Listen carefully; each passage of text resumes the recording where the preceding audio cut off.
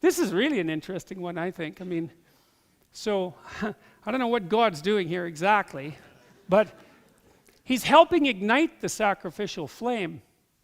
And that's kind of an interesting idea, I think, because, let's say that you have an impulse to make a sacrifice. You think, well, I should change this about my life. Well, it's like, where does that come from, that impulse? It's just, it manifests itself out of nothing. So, or you came up with it. Well, you might want to stop thinking about that, thinking so surely that you come up with your own thoughts. You don't come up with your damn dreams, do you? They just happen. And God only knows where they come from. They come from your brain. Oh boy, that's a sophisticated answer. They come from your unconscious. Well, that's not much better. At least it's somewhat better. But there those amazing dramas take place in the theater of your imagination at night. You don't even understand what they are, and yet they occur night after night. And those things, dreams, they can contain wisdom that it just staggers the person who has the dream once they get the key to the dream, once they remember it. It's like, oh, look, you just revealed a bunch of wisdom to yourself that you didn't know. Well, where'd that come from? Well, you don't know. How in the world can you dream up things that you don't know? That's a tough one. Maybe we'll talk about that at some point in this lecture series, because there are some reasonable things that can be said about that. But, the idea that there's something that's not you. Jung would call it the self. Carl Jung would call it the self, which he thought of as the totality of your being across time and space. It's something like that. And that, each second that you exist is a slice of the self manifesting itself across time and space. And he thought of the self as partly the voice of conscience, whatever that is, that helps guide you when you have to make a difficult decision. And a difficult decision might be, well, what do I need to sacrifice? How do I need to discipline myself, right? What do I need to forego? Well, how do you figure those things out? Well, this picture is trying to put forth the idea that perhaps if you had established the proper relationship with God the Father, and we've talked about what that might mean, then he would help figure out how to get the sacrificial fires burning so that you could stay in a proper relationship with him across time. Well, if that's such an unreasonable proposition, what's the alternative proposition? Well, this isn't working out very well, that's for sure. Cain seems to be doing it, I don't know what it is. It's like, it's as if he thinks he can only do it himself, or maybe he wants only to take credit for it, or something like that. He's not in this grateful, let's say, and grateful and inquiring posture, because that's what a prayer for posture should be. It should be grateful and inquiring, and grateful is, thank God things aren't worse for me than they are. And you should be grateful about that, because they could be a lot worse than they are, man. They can be so bad. And inquiring would be, well, I don't really know how I could make it better, but I'm open to suggestions, man. If I can figure out how to do it, I'll try it. That's the humility and the inquiry. That's a humble inquiry. How could I make things better? It's something like that. And that's like, what sacrifices do I need to make in order to make things better? That's a good question to ask yourself. You could ask yourself that every morning. What sacrifice do I have to make things better? You can decide what constitutes better. How about that? Then it's not even as if it's being imposed on you. Come up with your own notion of what constitutes better. Try to make it sophisticated. It should just be better for you, because that isn't going to work very well, right? You're just going to fall downstairs if you do that, because you have to live with other people. And besides, it's stupid anyways. What are you going to do? Like, there's nothing you can even say about that. It's so, that's the attitude of a very badly behaved, hyper-aggressive 2-year-old. And I mean that technically. And so you could ask yourself, well, how I have this day that lays itself out in front of me. What thing could I let go of that's impeding my progress, that if I let go of would make my life better, my family's life better, my culture's life better, my being better? And then that would give you something to do for the day, wouldn't it? And to justify your miserable life. Because you need that. That's the whole point of the first story of Adam and Eve.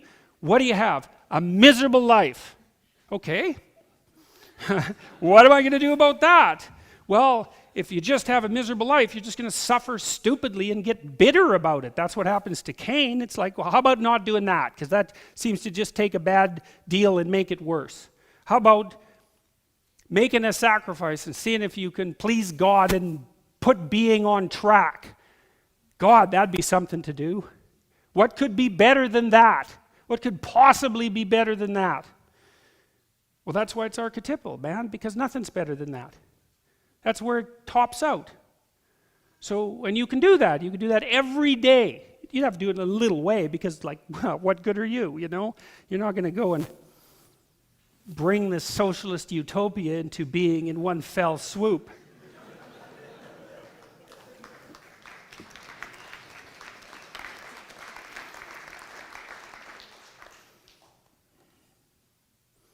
You might also think that, one of the things Cain might figure out here, there's a couple of things that just aren't going right for him. Downwind of the fire, not the right place to blow from.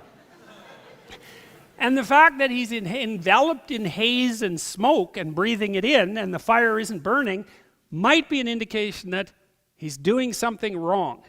Or he could be wiping his eyes and saying, Jesus, what kind of stupid bloody universe would produce smoke like this?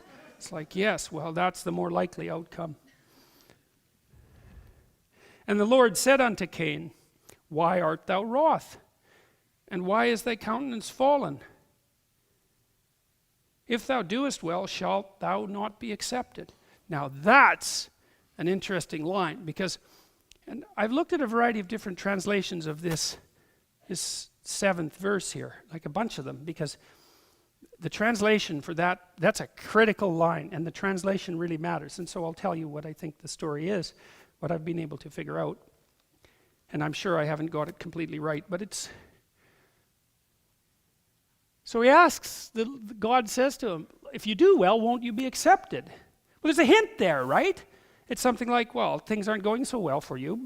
So the first thing you might think is, you're not doing well. Well, does that mean you're not doing good? Does that not mean you're not acting properly? It means it's the hint, because God is suggesting that if you were doing it properly, you would be successful. I had a friend at one point who was a very bitter person. And he had a bunch of problems, and some of them were self-inflicted, and some of them were fate, I suppose. And he had become very, very destructive, murderously destructive, genocidally destructive, I would say. You could see it in his dreams. And he lived with me for a while. And I knew him very well. He was a friend of mine from the time I was 12 until the time he committed suicide when he was about 40.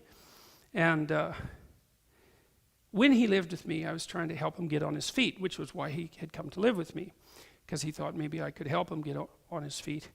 And he could only take relatively low-level jobs, like he had some mechanical ability. He didn't get educated, although he's a very, very smart person. He probably had an IQ of about 135 or something like that. He was very smart, and so he was bitter too because he hadn't educated himself to the level that his intellect would have demanded. So he had to take jobs that were beneath him intellectually, and he had that real intellectual arrogance, because he was smart. And really smart people often come to believe that only smart matters, and if they're smart and all that matters is smart, and then the world isn't sort of laying itself at their feet, then they've been terribly betrayed. And then they cling to their intelligence, which is more like a talent or a gift, like it's an idol, a false idol, which is exactly what it is, and a very dangerous one, and get cynical about the stupidity of the world and the fact that their talents weren't properly recognized. And that's just not that helpful, because smart is a good thing, but I'll tell you, if you don't use it properly, it will devour you, just like all arbitrarily assigned talents, right? So you might have a talent, but it's your friend if you use it properly, and if you misuse it, it will be your enemy. And maybe that's how God keeps the cosmic scales adjusted. But anyhow, my friend was a very smart person, although not as smart as he thought he was, unfortunately, but he hadn't done what would have been necessary with that intelligence to make it manifest itself properly in the world, and that also embittered him because he also knew that there was more that he could have done if he would have done it, and perhaps more that he could still do. What I was suggesting to him while he was living with us, because he was, 2 levels from homeless by that point, was that he should find a job that he could find, working in a garage, working in a shop, something like that, because he had some mechanical ability, and that he should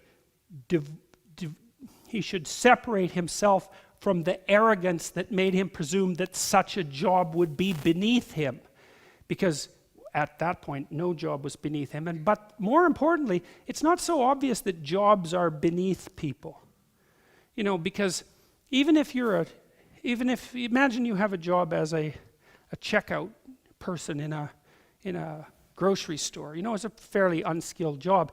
You can be some miserable, resentful, horrid bastard doing that job, boy.